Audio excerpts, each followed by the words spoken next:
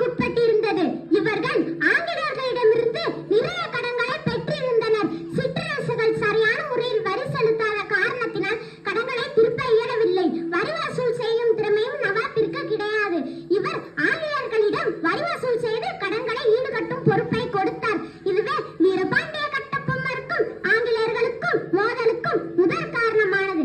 Jackson துரை என்பவர் வீரமும் விவேகத்திலும் சிற்றரசுகளை கீழ்ப்படி செய்வதில் வெற்றியை கண்டார். ஆனால் இவரின் வீரம் வீரபாண்டிய கட்டபொம்மனிடம் விலை போகவில்லை. வணிகத்திற்காக வந்த ஆங்கிலேயர்கள் அரசியல் சூழ்நிலை அதை தலையிட்டு முதலில் வசூலிப்பதை தலையிட்டனர். ஆண்போதும் அங்கங்கேவர எதிர்ப்பு குரல், கிஸ்தி, திரை, வரி, வட்டி, வானம் பொழிகிறது, பூமி விளைகிறது, உனக்கேன் கொடுப்பது கிஸ்தி? எங்களோடு வயலுக்கு வந்தாயா? ஏற்றம் இறைந்தாயா? நீர் பாய்ச்சி நடுவய நிறைய கண்டாயா? நாற்று நட்டாயா? களை பறித்தாயா? கலைவார் உள்ளவர்களுக்கு கஞ்சி களையம் சுமந்தாயா? அங்கு கொஞ்சி விளையாடும் எம் குளம்பெண்களுக்கு மஞ்சள் அரைத்து பணிபுரிந்தாயா?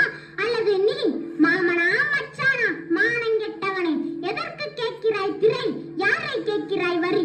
போரடித்து நெற்குவிக்கும் மேலை நாட்டு உழவர் கூட்டம் பரங்கெறின் உடலையும் போரடித்து தலைகளை நெற்கதிர்களாய் குவித்து விடும் ஜாக்கிரதை.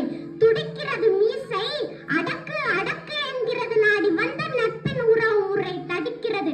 கட்டபொம்மனின் வசனம் என வீர முழக்கமிட்டு பலமாக எதிர்ப்பு காட்டி போரிட்டு இறுதியில் தூக்கு மேடையை முத்தமிட்டு சமயத்திலும் வீர